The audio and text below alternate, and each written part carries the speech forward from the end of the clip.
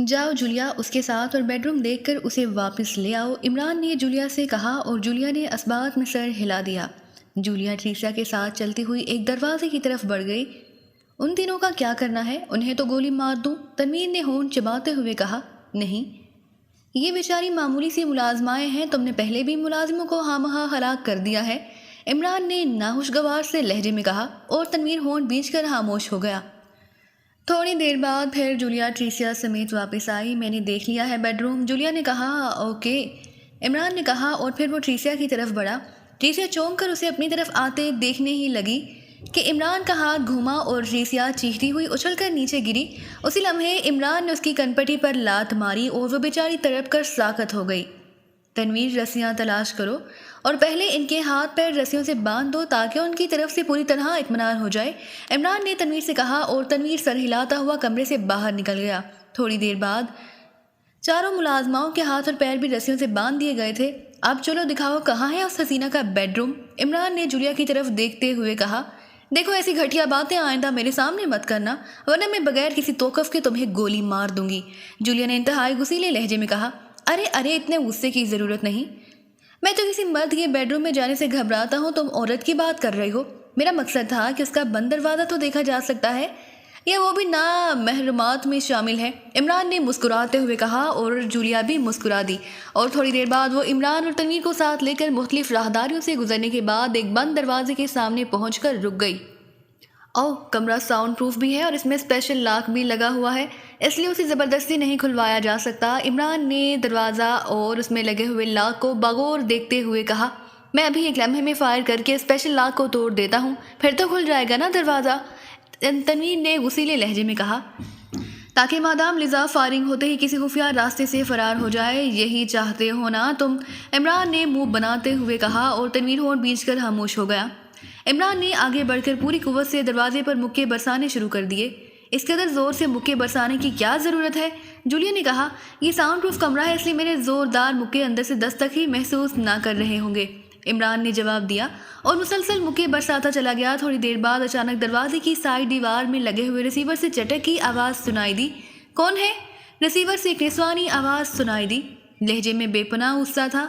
ٹریسیا بول رہی ہوں مادام، عمران کے غلط سے ٹریسیا جیسی آواز نکلی لیکن لہجہ سہما ہوا سا تھا۔ کیا بات ہے؟ لیزا کی آواز میں پہلے سے زیادہ غصہ تھا۔ باہر آئیے مادام، رولف صاحب زبردستی اندر گھس آئے ہیں، عمران نے ٹریسیا کے لہجے میں کہا۔ رولف زبردستی گھس آئے ہیں کیا مطلب؟ اس بار لیزا کی حیرت بھری آواز سنائی دی۔ مادام، میں گیلارڈ کا نائب ہوں، آپ سے ایک ضروری بات کرنی ہے، اس لیے پلیز آپ باہر آ جائیں، اس بار عمران نے مردانہ آواز میں جواب دیا لیکن لہجے میں ہلکی سی منت کا تاثر نمایاں تھا۔ لیزا کی طرف سے کوئی جواب نہ آیا مگر تھوڑی دیر بعد لاک کھلنے کی آواز سنائی اور پھر بھاری دروازہ ایک جھٹکے سے کھلا اور گاؤن پہنے ہوئے ایک خوبصورت لڑکی باہر آ گئی، لیکن باہر آتے ہی اس کے چہرے پر شدید ترین حیرت کے تاثرات نمودار ہوئے اور اس کے ساتھ ہی اس کا ہاتھ بجلی کی سی تیزی سے گاؤن کی پھولی ہوئی جیب کی طرف بڑھا۔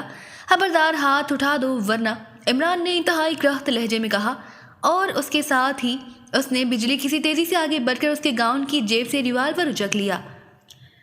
لیزا اسی طرح حیرت بھری نظروں سے کھڑی دیکھتی رہی، البتہ اس کے ہونٹ بھینچے ہوئے تھے۔ کون ہو تم؟ لیزا نے تیز لہجے میں پوچھا مگر دوسرے لمحے وہ بری طرح چیختی ہوئی اچھل کر ایک طرف جا گری۔ عمران کا ہاتھ گھوم گیا تھا، پھر جیسے ہی لیزا تنویر کی طرف بڑھی، تنویر کا ہاتھ بھی گھوما اور لیزا چیختی ہوئی اس بار تقریباً 2 فٹ ہوا میں اچھل کر نیچے گری تو جولیا کی ٹانگ چلی اور اس بار لیزا ایک لمحے تک تڑپ کر ساکت ہو گئی۔ اسے اٹھاؤ جولیا اور وہیں سیٹنگ روم میں لے چلو، عمران نے کہا اور جولیا نے آگے بڑھ کر اسے گھسیٹ کر کاندھے پر لادا اور پھر وہ تینوں واپس اسی سیٹنگ روم کی طرف بڑھ گئے جہاں وہ چاروں عورتیں بندھی ہوئی موجود تھیں۔ پھر عمران کے کہنے پر جولیا اور تنویر نے مل کر اسے ایک کرسی پر بٹھا کر رسی سے اچھی طرح باندھ دیا۔ اب اطمینان سے مذاکرات ہو سکیں گے، عمران نے ایک کرسی گھسیٹ کر بیٹھتے ہوئے کہا اور اس کے اشارے پر جولیا نے آگے بڑھ کر لیزا کا ناک اور منہ دونوں ہاتھوں سے بند کر دیے۔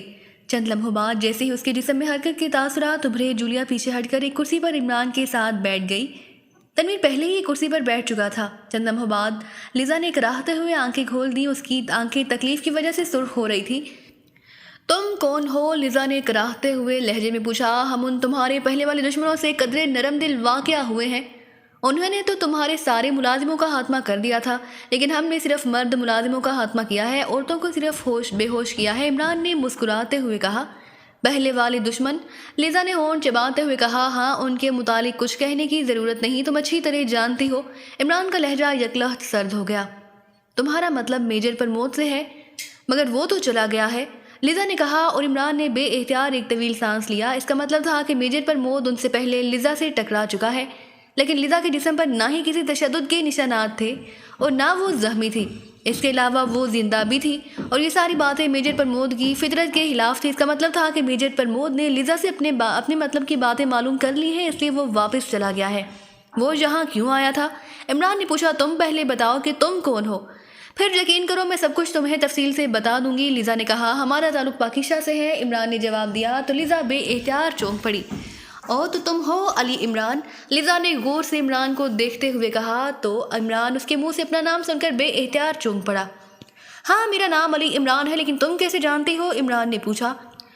کاش تم سے کسی اچھے ماحول میں ملاقات ہوتی، میں تم سے بے حد متاثر ہوں، لیزا نے بڑے رومانٹک سے موڈ میں کہا۔ تو جولیا کے چہرے پر یکلخت غصے کے آثار نمودار ہونے لگ گئے۔ میرے خیال میں یہ بہترین ماحول ہی ہے۔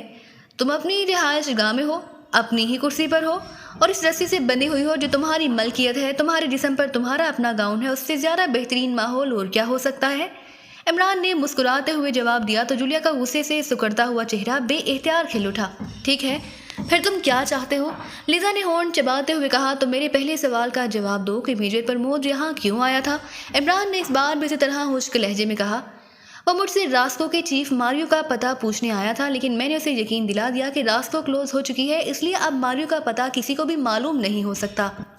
اس پر وہ واپس چلا گیا، لیزا نے جواب دیتے ہوئے کہا۔ اگر ماریو کا پتہ معلوم نہیں ہو سکتا تو پھر وہ کس کا پتہ معلوم کرنے گیا ہے؟ عمران نے اور زیادہ خشک لہجے میں کہا۔ میں تمہیں تفصیل بتا دیتی ہوں، پھر تمہاری ساری بات سمجھ میں آ جائے۔ میرا گروپ پیشہ ور قاتلوں کا گروپ ہے، اور میری طرح دو اور گروپ بھی یہی کام کرتے ہیں۔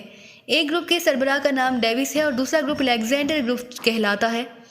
ماریو کو جب معلوم ہوا کہ راسکو کے خلاف پاکیزہ کا علی عمران اور اس کے ساتھی اور بلغاریہ کا ڈی ایجنٹ میجر پرمود حرکت میں آ گئے ہیں، تو اس نے ابتدائی طور پر میجر پرمود کے خلاف ڈیوس گروپ اور میرے گروپ کو ہائر کیا، اور تمہارے لیے اس نے میرے علاوہ الیگزینڈر گروپ کو ہائر کیا۔ اس طرح میرا گروپ دونوں گروپس کے خلاف ہائر ہوا۔ پھر شاید ماریو کو بھی مزید خوف محسوس ہوا تو اس نے راسکو ہی کلوز کر دی اور غائب ہو گیا، لیکن چونکہ ہم معاوضہ لے چکے تھے اس لیے ہم کام کرتے رہے۔ میجر پرمود کو بھی راسکو کے کلوز ہونے اور ماریو کے غائب ہونے کا علم ہو گیا۔ اس کے ساتھ ہی اسے ڈیوس اور میرے متعلق بھی معلومات مل گئیں کہ ہم اس کے خلاف کام کر رہے ہیں۔ اس کا خیال تھا کہ ہم دونوں یا ہم میں سے کوئی ایک لازماً ماریو کا غائب ہو جانے کے باوجود پتہ جانتے ہوں گے۔ چنانچہ وہ پہلے ڈیوس کے اڈے میں گھسا، اس نے ڈیوس کے سارے آدمی کو ہلاک کر دیا اور پھر ڈیوس پر تشدد کیا۔ ڈیوس ماریو کے متعلق کچھ نہ جانتا تھا، اس نے اپنے سر سے بلا ٹالنے کے لیے میرے گلے میں ڈال دی۔ چنانچہ میجر پرمود ڈیوس کا خاتمہ کر کے یہاں آیا۔ اس سے پہلے مجھے یہ اطلاع مل چکی تھی کہ اس نے ڈیوس کو ہلاک کیا اور اب وہ میری طرف آ رہا ہے۔ اس کا اور اس کے ساتھیوں کا حلیہ بھی مجھے معلوم ہو گیا، چنانچہ میں نے اسے یہاں ٹریپ کرنے کا پلان بنایا اور وہ دونوں ٹریپ ہو گئے۔ میں نے ان دونوں کو قید کر لیا۔ مجھ سے غلطی یہ ہو گئی کہ میں انہیں بے بس سمجھ کر اس سے باتوں میں مصروف ہو گئی۔ میں نے ان دونوں کو راڈز والی کرسیوں پر جکڑا ہوا تھا، لیکن میجر پرمود نے انتہائی حیرت بھرے انداز میں کرسی کا سسٹم توڑ کر آزادی حاصل کر لی۔ میں اس سے لڑتی ہوئی بے ہوش ہو گئی، جبکہ اس نے اور اس کے ساتھیوں نے میرے علاوہ یہاں موجود تمام آدمیوں کو ہلاک کر دیا۔ مجھے انہوں نے اس کرسی پر راڈ سے جکڑ دیا جس پر میں نے اور اس کے ساتھی کو جکڑا تھا۔ جب مجھے ہوش آیا تو میں اس کرسی پر جکڑی ہوئی تھی اور بے بس ہو چکی تھی۔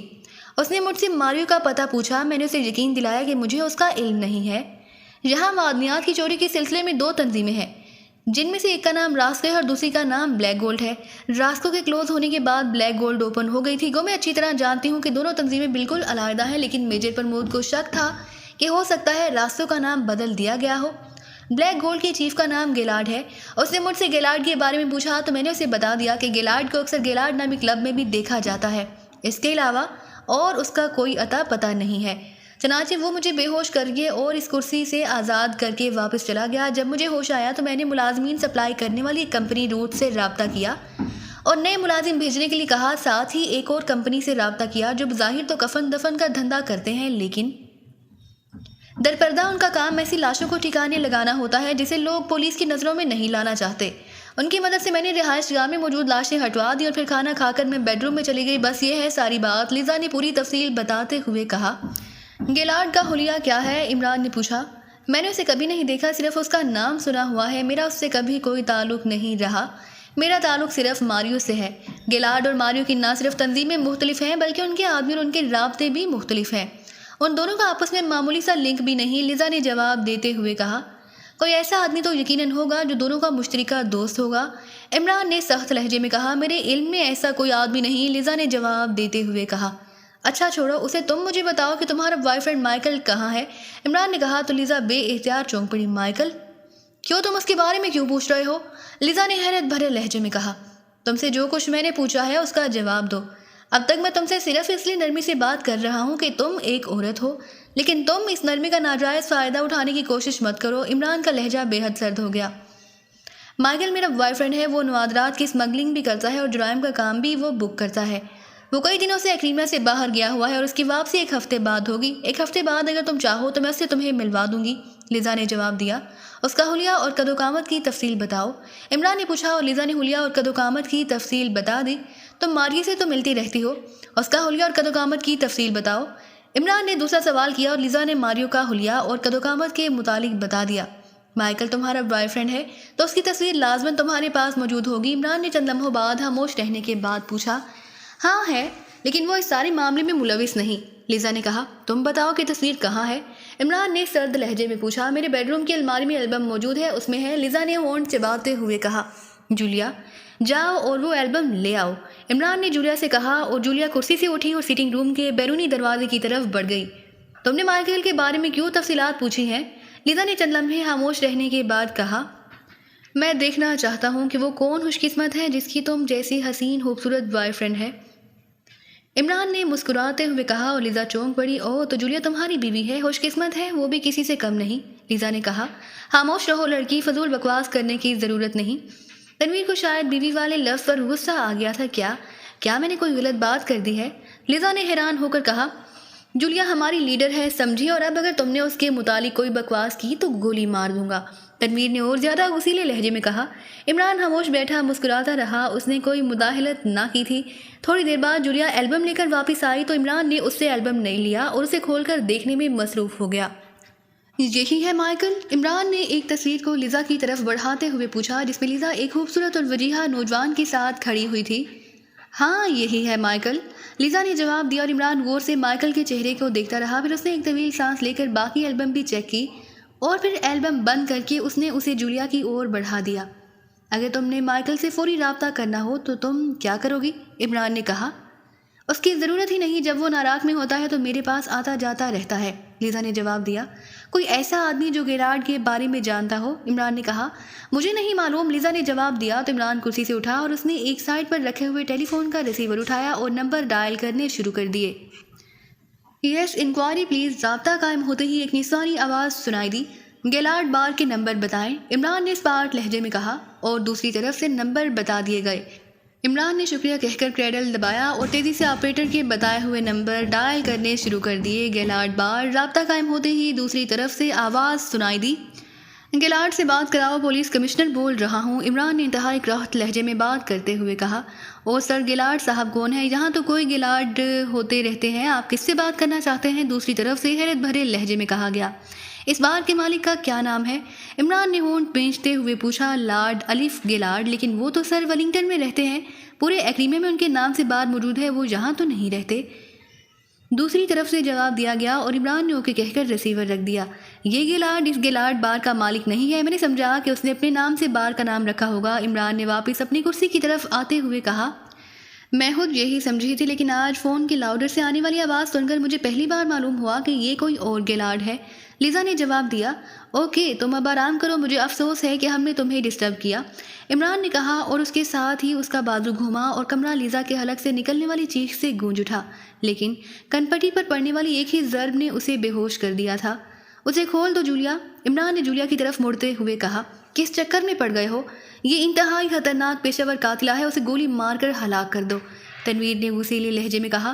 جو میں کہہ رہا ہوں جولیا تم ویسا ہی کرو، اور سنو تنویر، ہر بار مداخلت اچھی نہیں ہوتی، میں جو کچھ کرتا ہوں سوچ سمجھ کر کرتا ہوں، اور ضروری نہیں کہ میں ہر بار اپنے احکامات کے بارے میں تمہیں مطمئن بھی کرتا رہوں۔ عمران کا لہجہ تلخ ہو گیا۔ آخر اس میں اتنا غصے میں آ جانے والی کیا بات ہے؟ تنویر نے بات تو درست کی ہے۔ جولیا نے لیزا کی رسیاں کھولتے ہوئے تنویر کی حمایت کی تو تنویر کا چہرہ، جو عمران کے تلخ اور سخت لہجے کی وجہ سے سکڑ سا گیا تھا، جولیا کی حمایت کی وجہ سے یکلہت کھل اٹھا اور عمران بے اختیار مسکرا دیا۔ اس کا مطلب ہے کہ اسے سب کچھ بتانا پڑے گا، عمران نے ایک طویل سانس لیتے ہوئے کہا۔ سب کچھ؟ کیا مطلب؟ جولیا نے چونک کر عمران کی طرف دیکھتے ہوئے کہا، تم نے وہاں لگژری فلیٹ میں میری کی بات سنی تھی کہ مائیکل لڑکا لیزا کا دوست ہے اور مائیکل کے تعلقات ماریو اور گیلارڈ دونوں سے ہیں، اور جہاں میرے پوچھنے پر لیزا نے مائیکل اور ماریو دونوں کے حلیے اور قدوقامت بھی بتائے تھے۔ عمران نے واپس مڑ کر بیرونی دروازے کی طرف بڑھتے ہوئے کہا۔ ہاں تو پھر؟ جولیا نے کہا، دونوں کے بارے میں تفصیلات سن کر تمہیں کوئی خیال نہیں آیا؟ دونوں کے قدوقامت یکساں ہیں، حلیے اور عمریں مختلف ہیں، اس لیے میں نے البم چیک کی تھی۔ میں اس مائیکل کے حد و حال غور سے دیکھنا چاہتا تھا تاکہ حتمی نتیجے پر پہنچ سکوں، اور میرے اندازے کے مطابق مائیکل اور ماریو ایک ہی شخصیت کے دو نام ہیں۔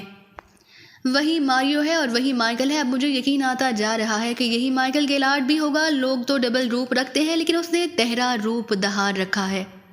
عمران نے بیرونی عمارت کے برآمدے سے نکل کر پورچ کی طرف بڑھتے ہوئے کہا، جس میں ان کی کار موجود تھی۔ اور تو یہ بات ہے، اس طرح تو ہمارا خیال گیا ہی نہیں، اور اسی لیے تم لیزا کو زندہ رکھنا چاہتے تھے تاکہ اس کے ذریعے مائیکل کا کھوج لگا سکو۔ گڈ، مجھے تسلیم ہے کہ تم واقعی مجھ سے زیادہ ذہین ہو۔ تنویر نے حسب عادت انتہائی کھلے دل سے عمران کی تعریف کرتے ہوئے کہا۔ تم پھر بھی ڈنڈی مارنے سے باز نہیں آتے، اب میری تعریف کر کے میرا کباڑہ کرانا چاہتے ہو؟ عمران نے مسکراتے ہوئے کہا اور کار کی ڈرائیونگ سیٹ کا دروازہ کھول کر اندر بیٹھ گیا۔ کیا مطلب؟ ایک تو تنویر اپنی صاف دلی کی وجہ سے تمہاری تعریف کر رہا ہے، اوپر سے تم اسے ہی غلط کہہ رہے ہو۔ جولیا نے سائڈ سیٹ پر بیٹھتے ہوئے کہا۔ تنویر اس دوران رکبی سیٹ پر بیٹھ چکا تھا۔ میں نے 1000 بار تنویر سے کہا ہے کہ تمہارے سامنے مجھے عقل مند کہہ کر میرا سکوپ ختم نہ کرے، لیکن یہ باز نہیں آتا۔ عمران نے منہ بناتے ہوئے جواب دیا اور تنویر بے اختیار ہنس پڑا، جبکہ جولیا مسکرا دی۔ عمران نے کار موڑ کر اسے پھاٹک کی اور بڑھا دیا۔ میجر پرمود اور کیپٹن توفیق لیزا ہاؤس سے نکل کر سیدھے گیلارڈ بار پہنچے، اور جب انہوں نے کاؤنٹر پر کھڑی لڑکی سے مینیجر سے ملنے کی خواہش کی تو لڑکی نے ایک سائڈ پر جاتی ہوئی سیڑھیوں کی طرف اشارہ کر دیا۔ بار کا ماحول انتہائی پرسکون تھا، وہاں موجود افراد کا تعلق اعلیٰ سوسائٹی سے تھا۔ وہاں ایک بھی ایسا آدمی نظر نہ آ رہا تھا جسے زیر زمین دنیا کا فرد سمجھا جا سکے۔ اس ماحول کو دیکھ کر ہی میجر پرمود سمجھ گیا کہ گیلارڈ خود بھی انتہائی اعلیٰ سوسائٹی میں موو کرتا ہوگا، ورنہ اگر وہ عام سا جرائم پیشہ آدمی ہوتا تو پھر اس کا یہ بار بھی ایسے ہی لوگوں سے بھرا ہوا نظر آتا۔ چونکہ لیزا نے اسے بتایا تھا کہ گیلارڈ کبھی کبھار ہی اس بار میں آتا ہے، اس لیے اس نے اس کے بارے میں معلومات حاصل کرنے کے لیے مینیجر کو منتخب کیا تھا۔ سیڑھیوں کا اختتام ایک انتہائی خوبصورت انداز میں سجی ہوئی راہداری میں ہوا تھا، جس کے آخر میں ایک بند دروازے پر مینیجر کی تختی نظر آ رہی تھی۔ اس کے اوپر ہوپ کو لفن کے نام کی پلیٹ بھی موجود تھی۔ دروازہ بند تھا، لیکن باہر کوئی دربان وغیرہ نہ تھا۔ میجر پرمود نے دروازے کو دبایا تو دروازہ اندر سے بند تھا۔ اس نے ہاتھ اٹھا کر دستک دی۔ یس کم ان پلیز۔ دروازے کے ساتھ دیوار میں نصب جالی سے ایک با اخلاق آواز سنائی دی اور اس کے ساتھ ہی دروازہ میکانیکی انداز میں کھلتا چلا گیا۔ میجر پرمود اندر داخل ہوا۔ دفتر خاصا وسیع و عریض تھا اور اسے انتہائی خوبصورت انداز میں سجایا گیا تھا۔ ایک بڑی سی دفتری میز کے پیچھے ایک ادھیڑ عمر آدمی بیٹھا ہوا تھا، جو چہرے مہرے سے ہی خالصاً کاروباری آدمی نظر آ رہا تھا۔ اس کے سامنے میز پر ہوپگو لفن اور مینیجر کے نام کی تختی موجود تھی۔ میز پر کئی رنگوں کے فون اور انٹرکام بھی موجود تھے۔ میجر پرمود اور کیپٹن توفیق کے اندر داخل ہوتے ہی وہ ریوالونگ کرسی سے اٹھ کھڑا ہوا۔ میرا نام ہوپگو لفن ہے اور میں آپ حضرات کو اپنے دفتر میں دلی طور پر خوش آمدید کہتا ہوں۔ ادھیڑ عمر نے کھڑی ہو کر میجر پرمود کی طرف مصافحے کے لیے ہاتھ بڑھاتے ہوئے انتہائی با اخلاق لہجے میں کہا۔